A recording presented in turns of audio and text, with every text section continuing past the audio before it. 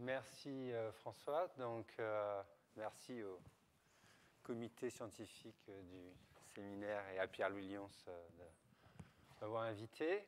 Alors, comme vous pouvez le voir sur ce transparent, François est un co-auteur de ce travail, également Clément Mouot et Alexis Vasseur.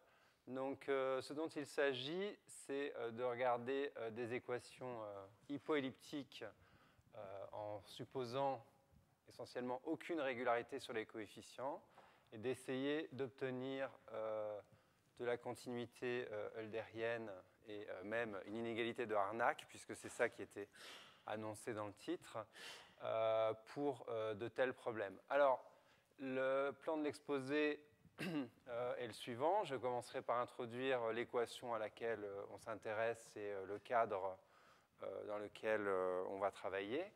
Et essentiellement, pour montrer la continuité Hölder, il y a deux étapes successives.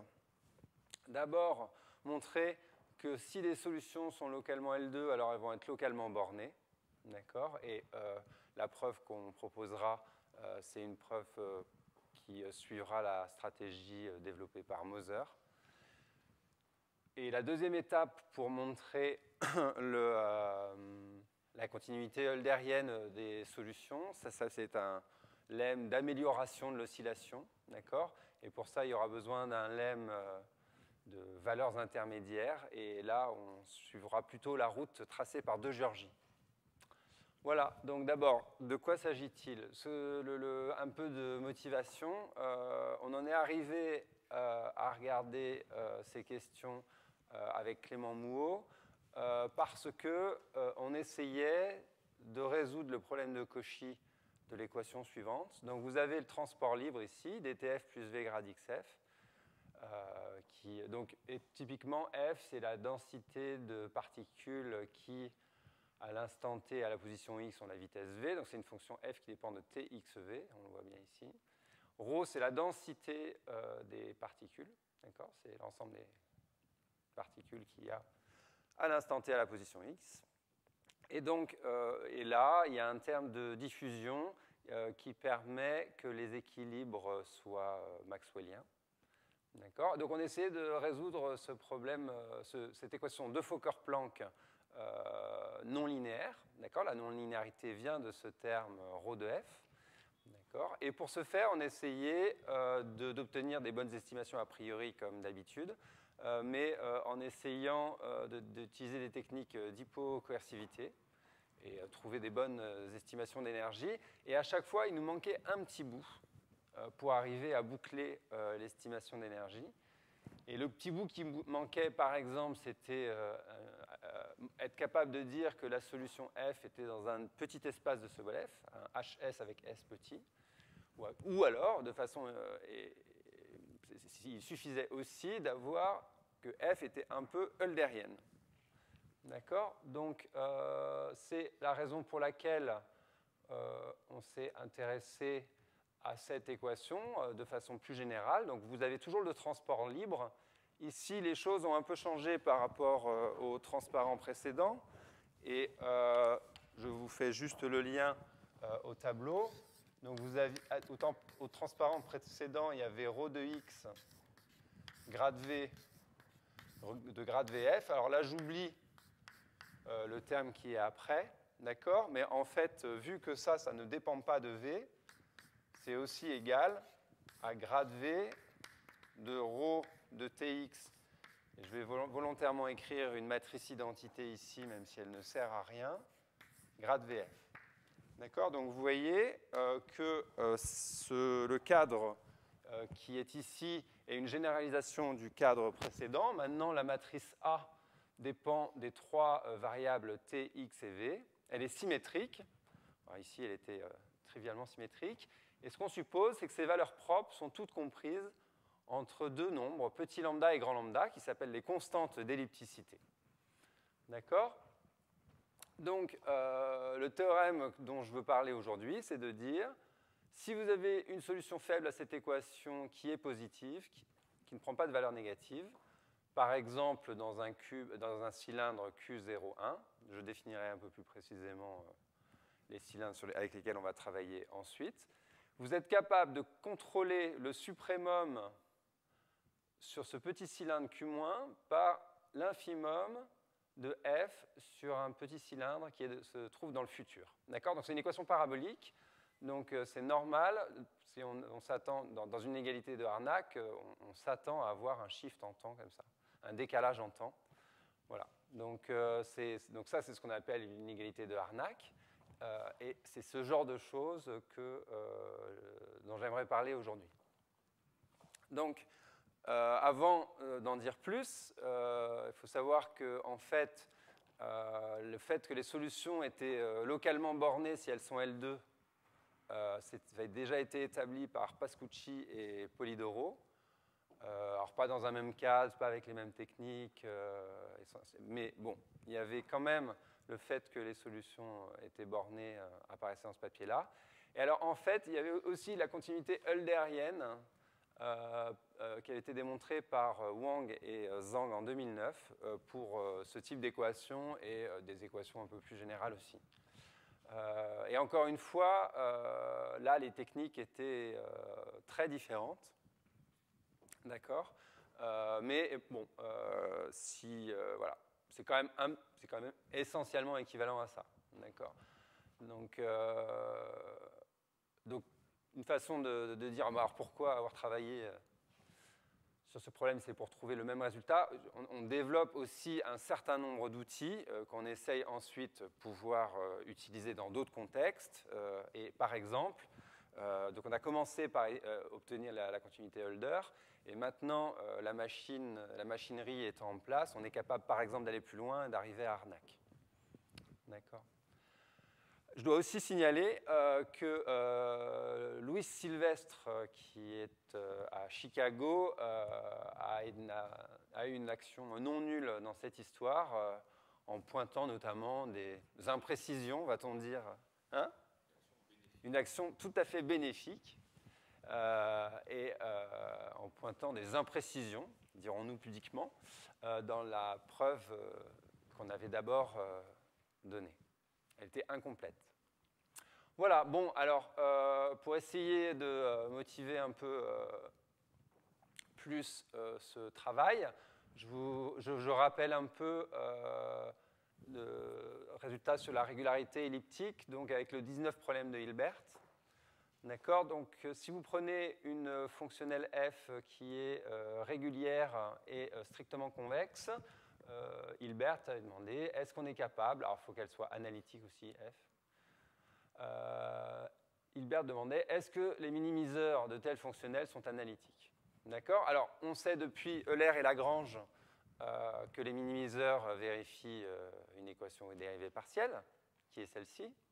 Et ce que vous pouvez faire, c'est à partir de cette équation aux dérivées partielles, considérer U la dérivée par rapport à n'importe quelle des variables d'espace. D'accord. Donc W, c'est typiquement quelque chose qui dépend de x1, x2, xd, puisque c'est une fonction à valeur de Rd à valeur dans R. D'accord.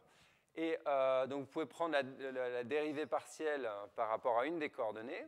Et ce que vous obtenez, c'est une équation de ce type-là, div de A grade U, d'accord.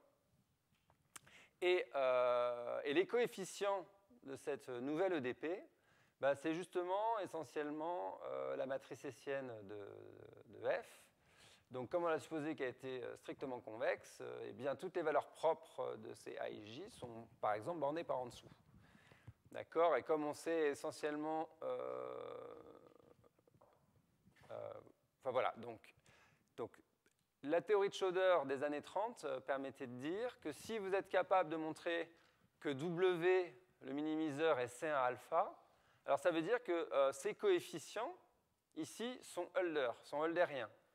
Et comme ils sont höldériens, U va gagner 2 dérivées. Et puis après, vous faites ce qu'on appelle du bootstrap, d'accord, et vous allez arriver au fait que U est C infini. D'accord. Et ensuite, une fois que vous savez que U est C infini, vous pouvez montrer que U est analytique. D'accord. Donc, si on résume, ça, c'était connu depuis bien longtemps. Grâce à Schauder, dans les années 30, on savait que l'enjeu, c'était d'arriver à WC1 alpha.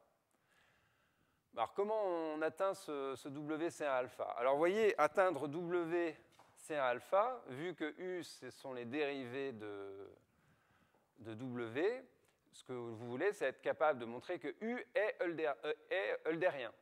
D'accord? Donc, vous avez une équation sous cette forme-là, elliptique, d'accord? Mais les coefficients A, donc les coefficients A dans le problème de Hilbert dépendent de la solution, mais là, l'idée géniale de Giorgi, c'est de dire, on oublie que c'est un problème non linéaire, on dit que c'est un problème linéaire avec des coefficients dont on ne connaît pas du tout la régularité. La seule chose qu'on sait, c'est que les valeurs propres sont bornées par-dessus et par-dessous. D'accord? Alors, est-ce qu'on est capable, juste avec cette information, de dire que la fonction va être eulérienne? D'accord? Donc, c'est là que les travaux de Giorgi, Nash et Moser entrent en scène. Et essentiellement, en 1956, De Giorgi répond par l'affirmative à cette question. Oui, une telle fonction est bien eulérienne et on est même capable d'avoir une estimation a priori de la semi-norme eulérienne de la solution.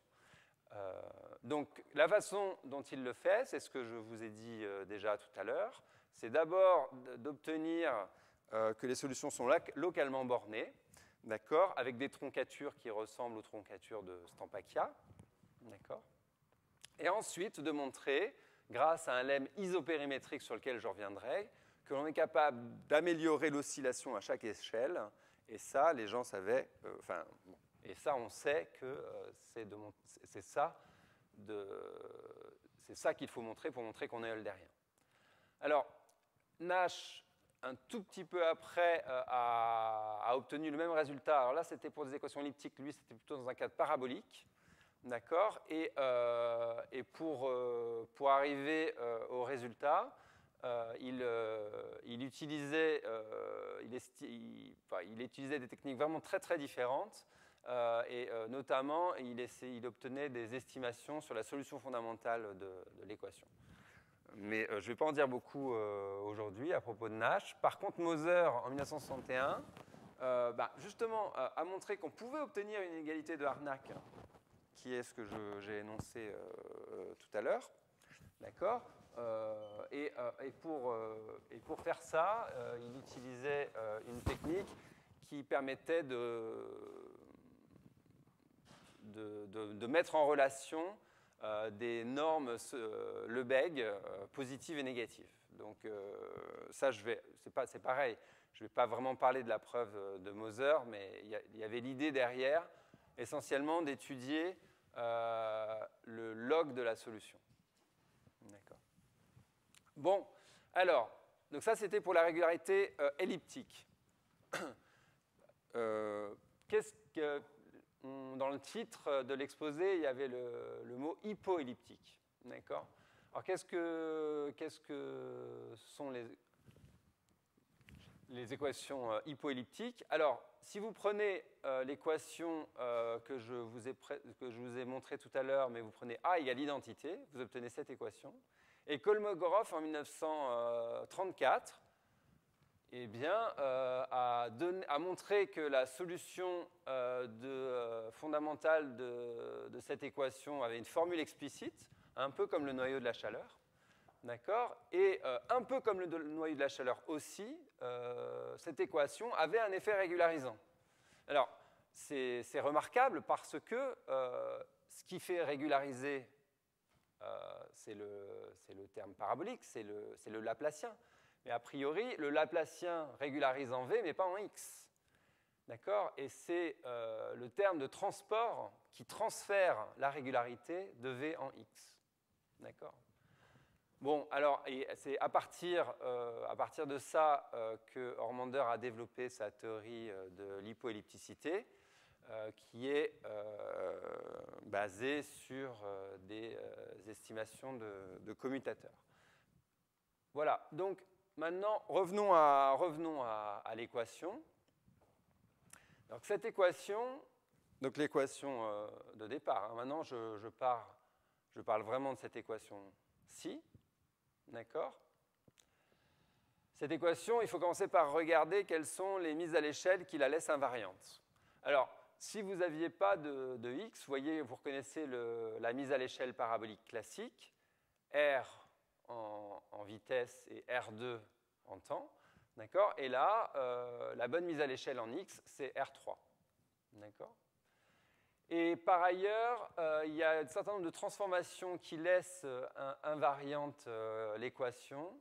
C'est des transformations de ce type-là, d'accord, et qui transforment par exemple des cylindres droits avec sommet en 0 en des cylindres penchés avec des sommets arbitraires en Z0.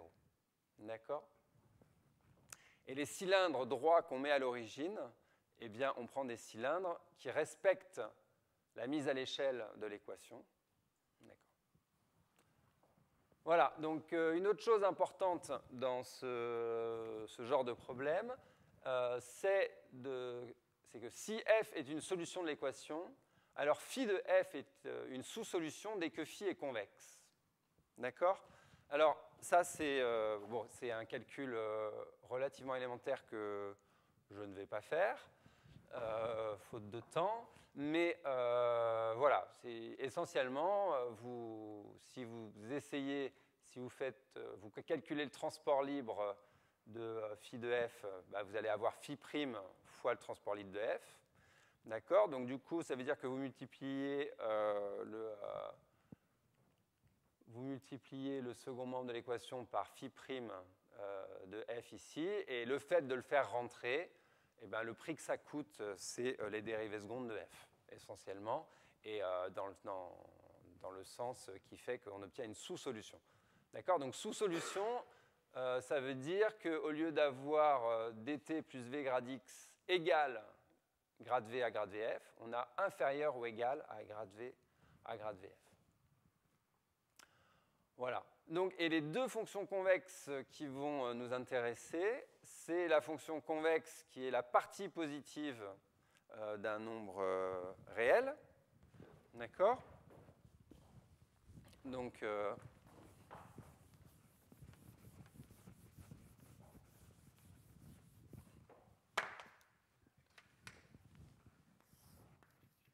c'est typiquement c'est ça.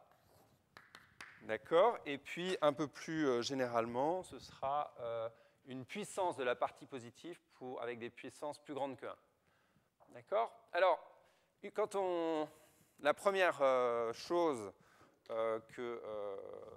qu'on sait devoir faire pour ce genre de problème, c'est regarder une estimation d'énergie. Donc, l'équation, elle s'écrit df sur dt plus v grade xf égale grade v de a grade vf, d'accord? Donc, ce que vous faites, c'est que vous pouvez multiplier l'équation par f et intégrer. Donc, quand vous multipliez l'équation par f et que vous intégrez par rapport à x et v, là, ce que vous allez obtenir, ça va être la norme L2. Ce terme-là va disparaître. Et là, quand vous intégrez contre f, vous faites une intégration par partie, vous voyez sortir a grade vf, grade vf. Et en utilisant l'ellipticité de la matrice, vous obtenez un contrôle sur grade vf carré. D'accord? Donc ça, c'est des choses importantes. Après, vous pouvez obtenir une estimation d'énergie localisée. Donc vous allez prendre une fonction de troncature psi qui va être à support dans un cylindre de référence Q0, d'accord, et qui va s'annuler au temps initial. Et vous allez pouvoir obtenir une équation de ce type-là. D'accord? Donc ça, c'est la première chose qu'on a envie de faire et qu'on fait. D'accord? Mais on va voir que ça ne va pas être suffisant pour être capable de montrer la régularité eulérienne. Mais elle va jouer un rôle important. Alors, si on veut montrer la régularité eulérienne ou une inégalité de Harnack, ce qui est Donc ce qu'il faut faire, c'est montrer que l'oscillation de F dans un cylindre de rayon R décroît plus vite que CR à la puissance alpha, pour un alpha compris entre 0 et 1. Donc l'oscillation, c'est quoi? L'oscillation d'une fonction, c'est la différence entre son suprêmum et son infimum. D'accord? Donc c'est la place que prend la fonction dans l'ensemble des valeurs ici. D'accord? Et donc ce qu'on veut, c'est que cette oscillation, quand on décroît le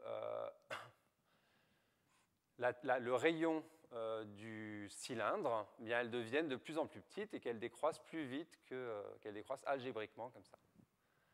Alors comment on fait pour montrer ça? En fait, on n'a pas besoin de le faire pour tout R. Il suffit de le faire pour une suite, par exemple 1 sur 2 puissance k, ça suffit. Et si vous êtes capable de montrer que avec une suite de la type 1 sur 2 puissance k, vous décroissez comme un θ puissance k pour un θ appartenant à 0,1 qui ne dépend que de la dimension et des constantes d'ellipticité, d'accord? Alors, vous arriverez à montrer ce résultat. Mais c'est pareil, celui-là, essayez de le faire k fois, il suffit d'être capable de le faire une seule fois, d'accord, pour avoir le résultat. Donc en fait, le truc, c'est de dire, je veux être capable de dire que si je passe d'un cylindre de taille 1 à un cylindre de rayon 1,5, alors l'oscillation décroît d'un facteur θ appartenant à 0,1 qui ne dépend que de la dimension et des constantes d'ellipticité. D'accord? Voilà. Donc, alors comment on va arriver à montrer cette décroissance d'oscillation? Donc, on va d'abord montrer que les solutions L2 sont en fait LP pour un P strictement plus grand que 2. On va appliquer ce résultat itérativement jusqu'à arriver jusqu'à L infini. Donc c'est là que vous voyez qu'on va faire du Moser ici. Et ensuite, on montrera que cette oscillation décroît bien effectivement d'un facteur universel quand on passe d'une boîte de taille 1 à une boîte de taille 1,5. Voilà, donc je passe à la deuxième partie de cet exposé à propos de la borne L2 L infini. Et donc voilà le résultat. Donc c'est de dire, j'ai un grand cube, un grand cylindre Q0, un cylindre de référence. Je vais prendre un cylindre intérieur, d'accord, Q1. Et ce que je veux, c'est que si F, solution, est L2 dans Q0, alors F, elle est en fait bornée dans ce cylindre plus petit Q1. D'accord? Alors, comment je vais faire ça? Alors, vous vous rappelez, j'ai dit que quand on composait avec des fonctions convexes, on transformait les solutions en sous-solutions. Donc, on sait que la partie positive de F, c'est une sous-solution. D'accord? Et donc, si on est capable de dire que les sous-solutions de l'équation qui sont positives sont un peu mieux que L2, sont LP dans un cube intermédiaire, un cube intermédiaire entre Q0 et Q1, et bien en fait, vous allez être capable d'itérer ça. Vous êtes capable d'itérer ça parce que maintenant, vous allez utiliser la deuxième fonction convexe dont je vous avais parlé, qui était la puissance avec un Q plus grand que 1. Donc vous allez savoir aussi que F plus Q est une sous-solution.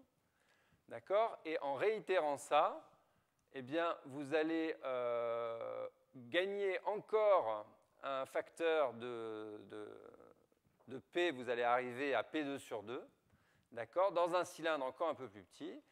Vous allez continuer, jusqu'à ce que le P arrive à l'infini, d'accord, et que vous soyez capable, au final, dans Q1, de contrôler la norme L infini de F par la norme L2 de F dans Q0. Donc là, ce dont j'ai essayé de vous convaincre, c'est que l'enjeu est de montrer que les sous-solutions positives, elles gagnent un peu d'intégrabilité. Alors comment on peut arriver à un tel résultat? Alors en fait, donc vous vous rappelez, l'estimation d'énergie, elles me disent que je suis capable de contrôler le gradient de V en F au carré par la norme L2 de F. Donc si f ne dépendait pas de x, si j'étais dans le cadre elliptique classique, bah, j'aurais fini, parce qu'il suffirait que j'utilise une injection de Sobolev pour dire que f est LP avec un P plus grand que 2. J'aurais fini. Le problème, c'est que ça ne me dit quelque chose qu'en la variable vitesse. Ça ne me dit rien en la variable x. Donc cette estimation d'énergie, elle n'est pas suffisante pour gagner ça. Mais en fait, ce qui se passe, c'est qu'on peut améliorer cette estimation d'énergie. On peut l'améliorer en faisant apparaître les dérivés de f par rapport à x et t avec un ordre qui est à la puissance 1 tiers. Alors maintenant, on peut faire ce que j'ai dit avant, à savoir utiliser une injection de Sobolev et gagner localement un peu d'intégrabilité. Ça, c'est vrai si on a une solution. Pour une solution, on est capable de gagner, d'améliorer l'estimation d'énergie de base. Alors, qu'est-ce qui se passe pour les sous-solutions? Bah là, il suffit d'utiliser un principe de comparaison, le principe du maximum sur l'équation, pour essentiellement se ramener au cas des solutions. Et je ne vais pas en dire beaucoup plus maintenant. Voilà, donc pourquoi on est capable d'améliorer cette estimation d'énergie de base. Ça, c'est justement les résultats de transfert de régularité et de lemme de moyenne qui nous le disent. D'accord? Donc les lemmes de moyenne, c'est un outil qui a été introduit par Goldspertham et Santis dans les années 80. Il y a eu aussi ensuite beaucoup de travaux sur ces questions. Mais le résultat dont on se sert là précisément, c'est un résultat de Bouchu en 2002 qui dit que si vous avez une solution grande F de dtf plus v grade xf, donc ça c'est le transport libre, égale grade v de G1 plus G0 avec G1 et G0 qui sont L2, alors vous êtes capable, et que dv de f est L2, vous êtes capable de contrôler les dérivés 1 tiers en temps et en espace de f par rapport à la norme L2 de f, la norme L2 de grade Vf et de G0 et G1. D'accord? Donc là, ce que vous faites, comme on veut tout localiser, donc ce qu'on fait, on va tronquer, on va multiplier f par une fonction de troncature. D'accord? Et on va appliquer le résultat de Bouchu à grande f est égal à f fois la fonction de troncature. D'accord? Donc il faut faire un petit calcul. Vous allez obtenir quelque chose de ce goût-là. D'accord? Vous voyez qu'on sait bien que grade Vf est L2 parce que l'estimation d'énergie de base nous dit que grade Vf est L2. Et vous obtenez donc cette estimation d'énergie améliorée. D'accord? Bien. Donc, je crois que je vais finir en avance, mais en général, vous êtes plutôt content. On est plutôt content quand le conférencier finit en avance qu'en retard. Donc, qu'est-ce qui se passe? Comment on obtient l'amélioration de l'oscillation d'une échelle 1 à une échelle 1,5? Donc là, on va suivre la route tracée par De Giorgi. Alors, donc, c'est ce que je vous disais tout à l'heure. L'oscillation, d'accord, c'est la différence entre le sup et l'inf. D'accord? Alors, vous voyez, l'équation, elle ne voit pas les constantes. L'équation ne voit pas les constantes. Donc, je peux très bien me ramener à ce que le sup, elle ne voit pas les constantes. Et en plus, je peux diviser Alors, je vais essayer de dire ça un peu plus clairement, puisque j'ai le temps. Donc, ce que je dis, c'est que je peux me ramener au cas où f est compris entre 1 et moins 1. Parce que vous voyez, cette équation dtf plus v grade xf égale grade v de a grade vf. Si maintenant je prends f tilde égale f sur m ben, en fait, ça vérifie toujours la même équation. dt de f tilde plus v radix de f tilde est bien égal à grade v de a grade v de f tilde. D'accord? Et en plus, ça ne voit pas non plus les translations par les constantes, parce que si je fais f moins une certaine constante c, eh bien j'aurai aussi la même équation qui sera encore vérifiée. Donc le fait que ça ne voit ni la division par des constantes, ni la translation par les constantes, ça me dit essentiellement que si j'ai une oscillation donnée, je peux me ramener au fait que l'oscillation ce soit 2. Hein, je fais f divisé par oscillation sur 2. Donc je peux me ramener au cas où l'oscillation est 2, et quand l'oscillation est 2, ben, je translate jusqu'à ce que je me retrouve entre 1 et moins 1. D'accord? Et alors, donc mon but, là, donc j'ai ma fonction qui est maintenant entre 1 et moins 1. Mon but, c'est de dire que quand je vais passer d'une boîte de taille 1 à une boîte de taille 1,5, l'oscillation doit décroître d'un facteur universel. D'accord? Donc on voit bien sur le dessin, j'ai réduit la boîte et mon oscillation a aussi réduit. Alors il y a deux façons de décroître l'oscillation. D'accord? Vous pouvez soit diminuer le sup, d'accord? Et ça va être le cas dès que f passe plus de temps, une plus grande proportion en dessous de 0 qu'au-dessus. Et vous pouvez aussi augmenter l'infimum, et ça, ce sera le cas dès que f passe une proportion plus grande que 1,5 au-dessus de 0. D'accord? Donc, c'est comme ça qu'on va montrer la décroissance d'oscillation. Et donc, peut-être que j'ai réussi à vous convaincre, donc voilà maintenant le cadre rigoureux, que je vais supposer que ma fonction f, elle est comprise entre moins 1 et 1, dans un grand cube que je vais prendre de rayon 2, et je vais dire que f, elle passe plus de la moitié, il y a la moitié de la proportion de Q chapeau dans laquelle f est en dessous de 0. D'accord? Donc, comme je passe beaucoup de temps en dessous de 0, ce que je m'attends à, c'est que le suprêmum soit abaissé. Donc, je dis qu'il existe un lambda appartenant à 0,1 tel que f soit plus petit que 1 moins lambda dans un petit cube tout là-haut. D'accord? Voilà. Donc, le but pour cette décroissance d'oscillation, c'est de montrer ça. Alors, qu'est-ce qui se passe si ça, c'est pas vrai? Si ça, c'est pas vrai, si f plus petit que 0, c'est inférieur à 1,5, je vais appliquer le résultat à moins f. Je vais appliquer le résultat à moins f, donc j'aurai le sup de moins f qui va descendre, donc c'est bien le minimum qui montera. D'accord? Donc si j'ai réussi à résoudre ce problème, j'ai fini. Alors, donc ça c'est vraiment, on a une information en mesure, ici, qui va se transformer en une information ponctuelle, en tout point. D'accord. Alors, comment on fait ça? Alors, c'est là qu'il y a les idées de Georgi qui vont entrer en jeu. Donc, ce que vous faites, donc votre but, c'est de montrer qu'on va utiliser l'estimation L2 à l'infini. Parce que l'estimation L2 à l'infini, elle me dit que je prends cette fonction de troncature. D'accord? Vu ce que je vous ai dit là, ça c'est encore une solution. Donc comme c'est encore donc quand je pense à la partie positive, c'est une sous-solution.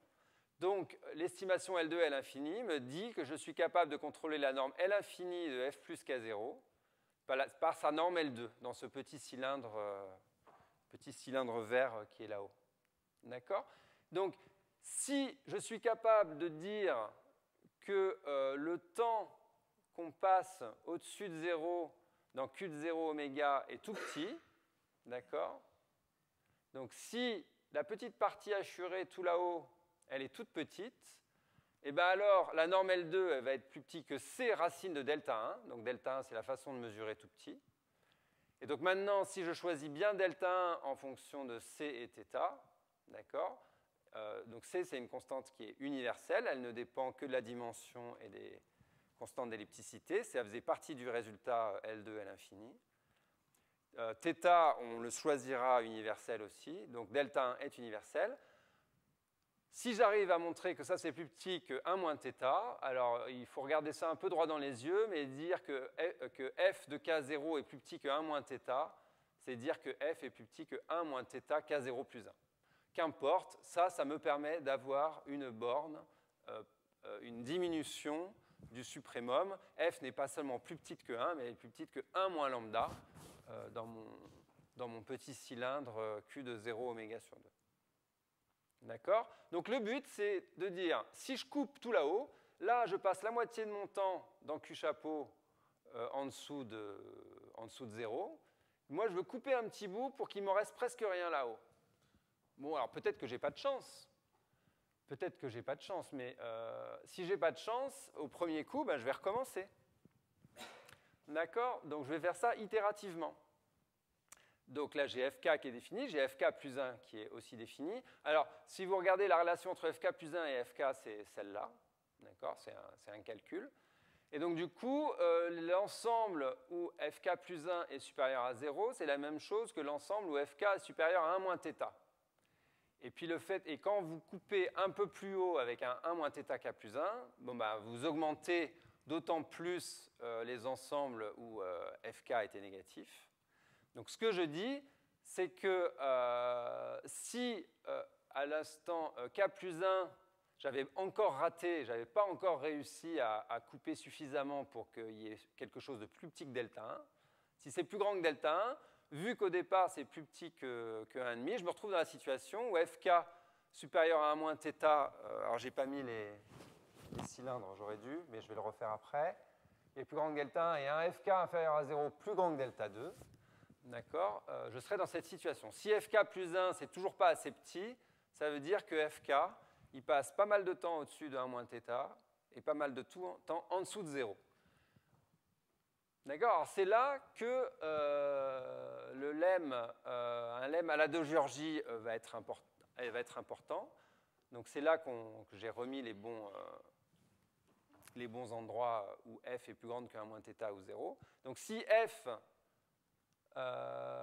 passe une proportion, si la mesure des f plus grand que 1 moins θ tout là-haut dans le petit cylindre est plus grand que delta 1 et que f inférieur à 0 dans Q chapeau est plus grand que delta 2, alors ça veut dire que f prend l'ensemble où f prend les valeurs intermédiaires, lui, il est borné inférieurement par une constante universelle aussi.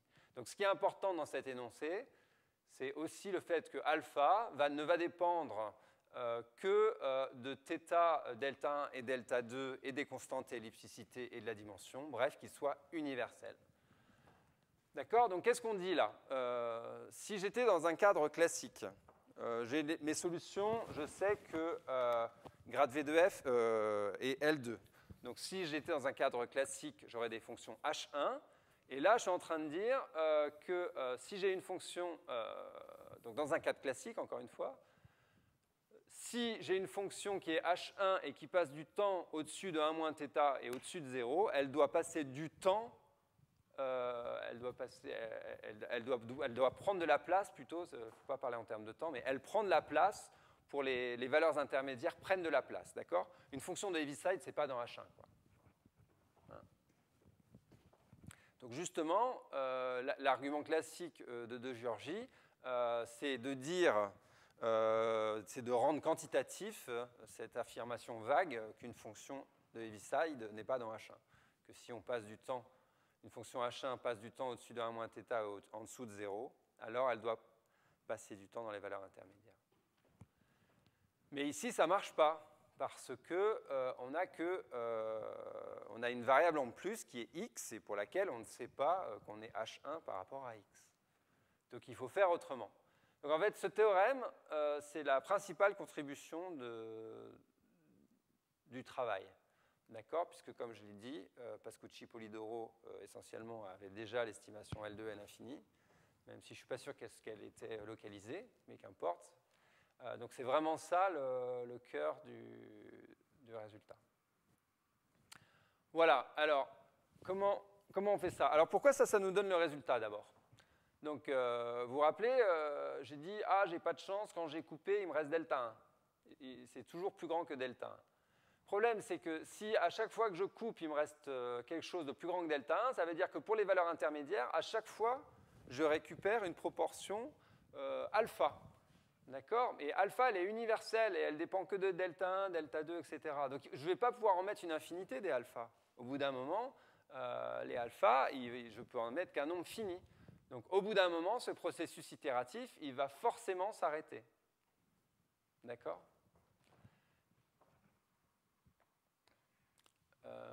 Voilà. Donc,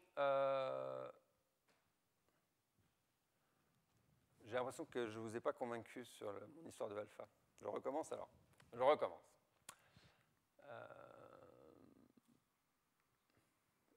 Donc,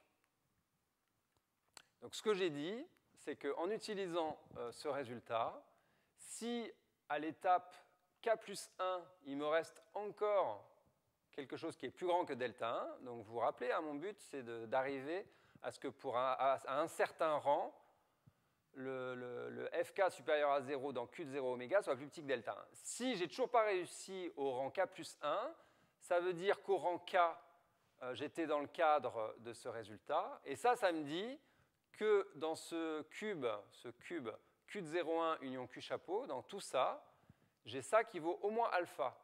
D'accord? Mais dans ce grand cube, je ne vais pas pouvoir mettre une infinité de alpha comme ça. Or, quand je prends des valeurs intermédiaires, c'est à chaque fois des ensembles disjoints.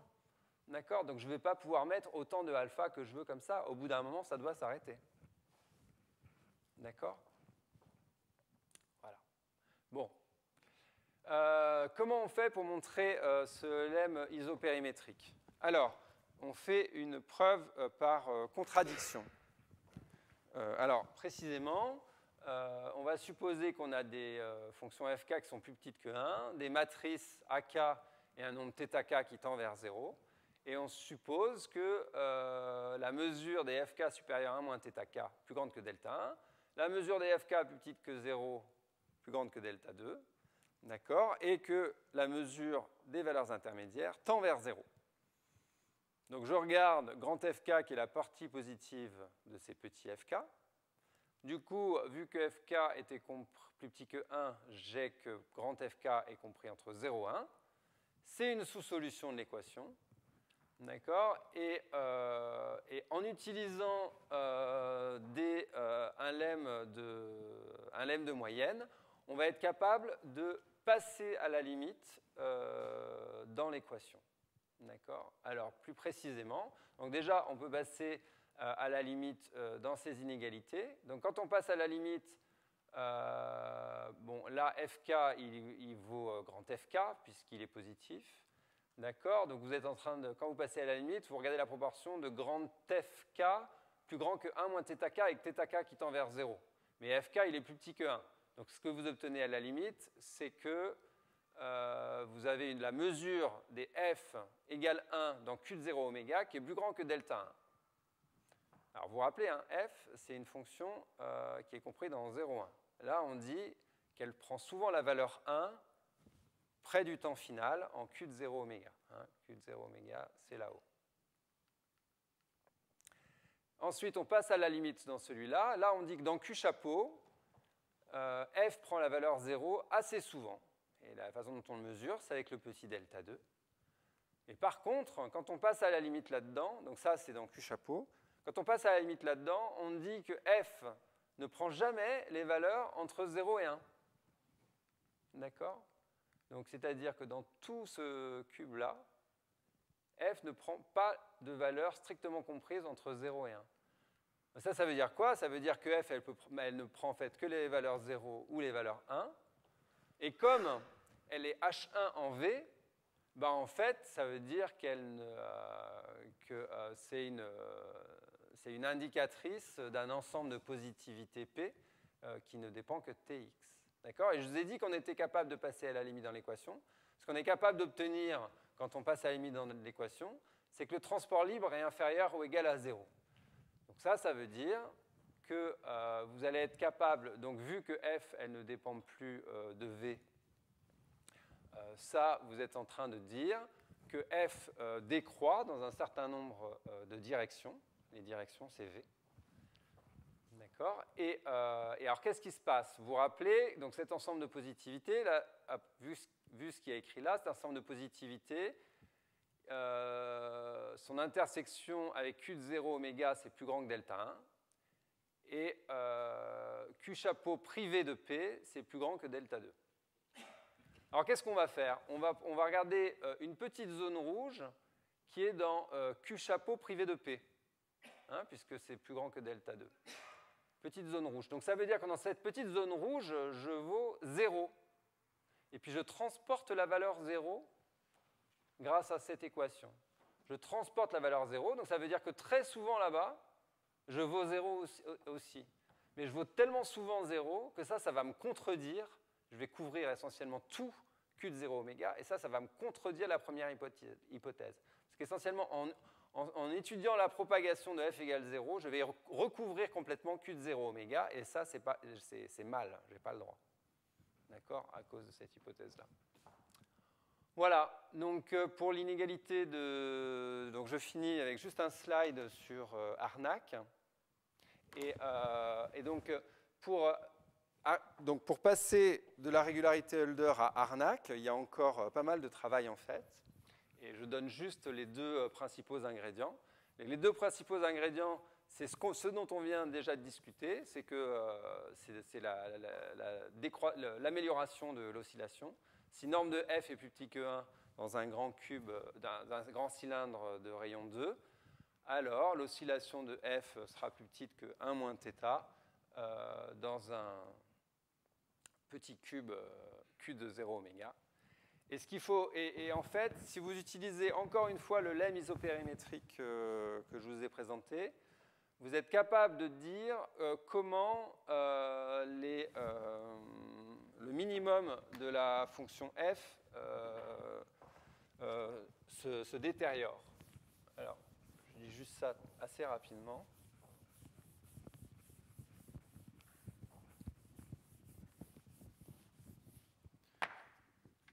D'accord, donc Harnack, on veut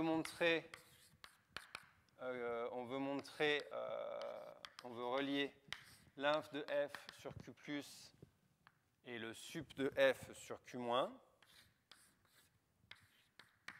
Donc ce qu'on va faire, c'est qu'on va prendre un petit cube comme ça autour d'un petit cylindre qui est centré autour d'un point de Q-. D'accord ? Et ce qu'on veut pouvoir dire, c'est essentiellement que cet inf dans Q+, il est contrôlé par en dessous par l'inf de f sur ce petit cylindre avec un facteur R puissance Q pour un Q qui est universel. Donc R, c'est la taille du petit domaine.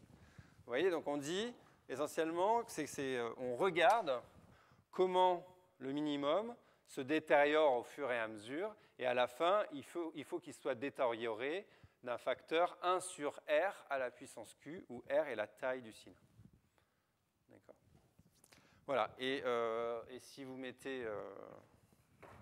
utilisez ça, essentiellement, vous pouvez montrer Harnack. Mais étant donné que mon temps finalement est plutôt bien avancé, je vais passer au transparent de conclusion. Donc en fait, on peut montrer un peu plus sur ces problèmes. Donc vous vous rappelez, dans tout ce problème, on n'avait que grade VF était L2. Alors en fait, on peut montrer un gain d'intégrabilité sur grade VF localement. Il est un peu mieux que L2. Il est L2 plus epsilon. D'accord ? Et ça, on peut utiliser un lemme de type Gehring pour arriver à un tel résultat et utiliser une technique développée par Jack Winta et Struve pour arriver à montrer ce résultat. Et en ayant ce résultat, on a aussi une autre preuve du lemme isopérimétrique avec un énoncé un peu différent. Voilà. Ensuite, vous vous rappelez, j'ai pris soin, quand j'ai dit que mon mon estimation énergie de base, je pouvais l'améliorer. J'ai pris soin de dire que je ne pouvais le faire que pour les solutions, parce que j'utilisais les lemmes de transfert de régularité et que ça ne marche pas du tout pour les sous-solutions. Il faut être des vraies solutions. Alors, il se trouve qu'on est capable aussi de montrer que les sous-solutions sont régulières. On est capable de montrer, mais on utilise le résultat d'avant. C'est-à-dire que les sous-solutions sont localement bornées. Mais quand même, on est capable de montrer que les sous-solutions sont dans un HS avec un HS petit. On est aussi capable de traiter des termes sources. D'accord? Et les choses qu'on est en train de regarder en ce moment, c'est qu'est-ce qu'on peut... il y avait ce problème de Fokker-Planck non linéaire qui nous intéressait, mais on peut aussi se demander quelles conséquences ont les résultats précédents sur l'équation de Landau, par exemple. Et on peut aussi se demander ce qui se passe dans un cadre intégro-différentiel, c'est-à-dire si la diffusion est remplacée par un opérateur intégral singulier. Et puis, vous n'aurez pas manqué de noter que la démonstration du lemme isopérimétrique se faisait par un argument de compacité, d'accord, par contradiction, et on aimerait bien avoir une version quantitative de ce lemme qu'on appelle isopérimétrique en référence au lemme isopérimétrique de De Giorgi, mais il n'a pas grand-chose d'isopérimétrique, ce lemme. Voilà, puis il y a plein d'autres choses aussi, mais que je ne vous raconterai pas aujourd'hui. Eh bien, je finis par donner les deux références. Alors, si vous allez sur Archive, vous trouverez ces deux préprints. Et je suis sûr qu'on va bientôt réussir à mettre la fusion de ces deux préprints en ligne bientôt. Voilà, je vous remercie de votre attention.